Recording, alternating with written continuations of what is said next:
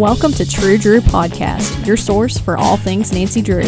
I'm your host, Avery, and on this podcast, we'll discuss everything from the Nancy Drew books, to computer games, to movie adaptations, and TV shows.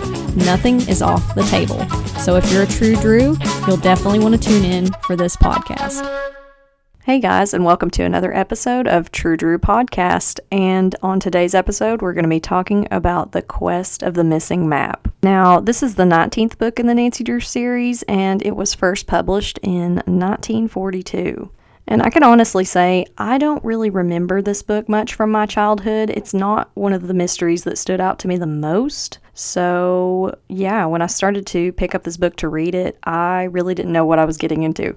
I mean, I figured there was a map and we were going to be looking for it because that's kind of in the title, but other than that, I had no idea what was in this book. Now, one thing that I love to do here on the podcast is look at the different book covers because the Nancy Drew book covers are so neat, and over the years, they, of course, changed and adapted Nancy for the time period, and this book in particular has 3 separate covers.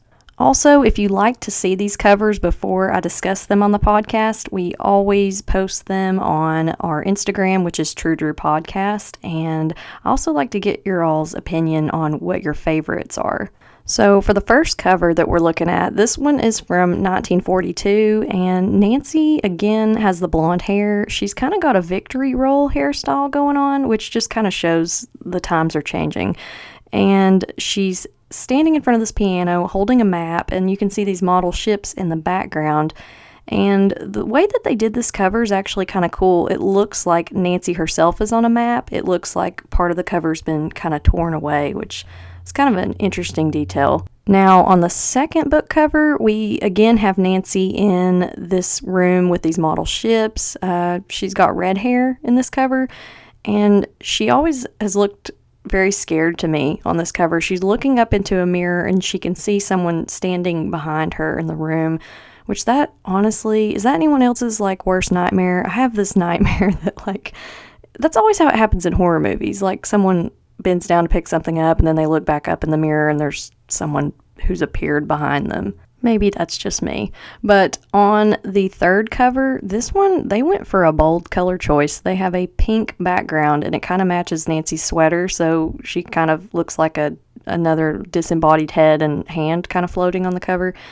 And she's also got George and Bess next to her in the cover, and this torn fragment of a map. So all in all, these covers are pretty interesting to look at. They're kind of cool, and I actually love Nancy's outfit in the first cover, the little red sweater over a collared shirt and a navy blue skirt. She looks a bit like a sailor, actually. Although, having gone through the Nancy Drew books up to this point, if we know anything, it's that Nancy is not a sailor. She's not very good with boats, so I'm never going to give that up. It's such a funny trope that goes through this series. But yeah, I really love these book covers, and actually that first one is in probably my top 3 of the favorite book covers for any Nancy Drew book of all time. I just really like it. It's very iconic. But I came up with a funny cover spoof for these books, and I said, putting sleuthing on the map since 1930. I mean, it's pretty crazy to think that in just a few more years, Nancy Drew will be 100 years old. So that will be a pretty cool anniversary.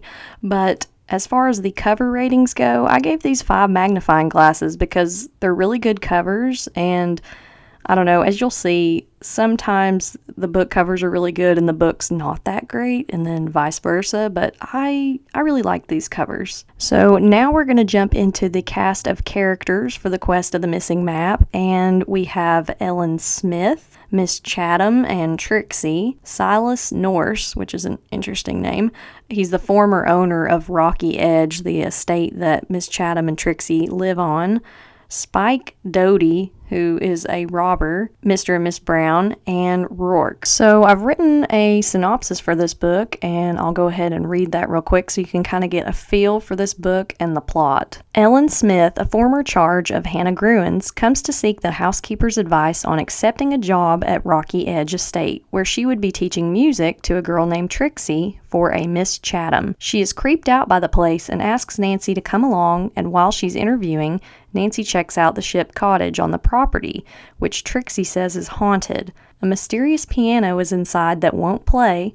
model ships, and a man comes out of the wall telling her to leave before disappearing. Nancy learns from Miss Chatham that an inventor named Silas Norse used to live in the house. Nancy goes to stay the night with Ellen, and they witness a burglar breaking into her house, who steals the map fragment her father owns that supposedly leads to a treasure. Nancy has to save Trixie from a well she falls into, and when she does, she finds a tunnel and safety deposit box belonging to Mr. Chatham, aka Captain Tomlin. Later, Nancy, who had made a sketch copy of the map fragment, realizes she's being followed, so she makes another quick sketch and mails this copy to herself right before her purse is stolen. Nancy goes to a fraternity party with Ned, only to be kidnapped by the same man and woman who stole her purse, but she manages to escape at a red light. Upon visiting Miss Chatham and Trixie again, a couple drops by unexpectedly to visit, and it's Mr. and Miss Brown, Nancy's would-be abductors. Nancy and Miss Chatham go to get the safety deposit box opened, and a hint inside leads Nancy to believe that a model ship called the Warwick has more hints to the whereabouts of the treasure. Nancy locates the man Miss Chatham sold the model boat to and finds a clue in a hidden compartment. Then the Browns steal the boat, kidnap Nancy again, and finally Nancy charters a boat to go to Little Palm Island. The treasure is found, and the bad guys are caught. So, what's not to love, minus the kidnapping and abductions of Nancy? Who doesn't love a plot where we go to find treasure? So, the newspaper headline synopsis that I came up with for this book is Nancy Drew busts up crime ring, long lost treasure located. So, I took quite a few direct quotes and notes for this book because there were some interesting things, and there were a lot of characters in this one. It was kind of hard to keep straight sometimes. And it's notoriously hard sometimes in these books when people are impersonating other people. Depending on who's writing the book, sometimes it's done easily and you can kind of tell, but other times you really have to it's just a lot to take in. So the first thing that I wrote down is Nancy is taking art classes. So one thing that I picked up on real early as a kid when I read the Nancy Drew books is that Nancy is always learning some kind of skill, or she has all these different skills, which is why I wanted to do kind of an add that to your resume section on the podcast, because Nancy just pulls these things out like, oh yeah, I can tap dance in Morse code. But Nancy is apparently artistic also. Like, what can this girl not do? Well, she can't pilot boats, I will say that. Now, my next note says, Hannah Gruen apparently took care of Ellen Smith before Nancy. Her parents were on a trip around the world. I'm like, wow, Hannah, she works for some of the richest, swankiest people in River Heights, I guess, but that's interesting that she had another charge before Nancy, because Hannah Gruen has been with Nancy since she was 3 years old. It's a pretty long time. I did think it was really sweet that Ellen wanted Hannah Gruen's advice about taking the job at Rocky Edge, though, because that just shows what a great person Hannah is, and she must give some pretty good advice. So the next thing that I wrote down, Ellen's father is trying to find a piece of a missing map, and his brother, John Abner, has it, and that leads to treasure. And Ellen's grandfather died in a sinking boat. I just wrote this down because I was like, it's kind of a complicated trail to follow, but also another boating mishap. It didn't happen to Nancy this time, but it happened to somebody else. The next thing that I took note of is at the fraternity dance at Emerson, Nancy comes down the stairs to Ned in a striking white dress. And I put foreshadowing, perhaps, because Ned makes this big deal about it. He's like, oh, Nancy, you look so beautiful, which, to Ned's credit, he's always telling Nancy how beautiful she is, which is what a boyfriend should do, or significant other should do. But this seemed like kind of foreshadowing of a wedding, maybe. Nancy's perpetually 18 in this series, so it's probably not likely to happen, but I thought it was kind of a sweet moment. Also, I took note of the fact that Emerson College, their colors are purple and orange, which I thought was just another little interesting detail. My next note says, Nancy gets kidnapped by the same people who stole her purse. Just before this, Nancy felt like she was being followed. She knew she had a sketch copy of the map fragment, so she makes another one and mails it to herself. So this was crazy. She was running through a department store, I think it was, and she just hides in a telephone booth, and she's like, I gotta sketch this real quick, and I'll mail it to myself, which was quick thinking on her part, but that was intense. I was just like, okay, if it had been me, the mystery, we never would have solved it because, first of all, I can't draw a straight, like a stick figure. So props to Nancy for holding it together and thinking quickly to mail that map fragment to herself. My next note is Nancy gets hit over the head trying to find Trixie when she's missing.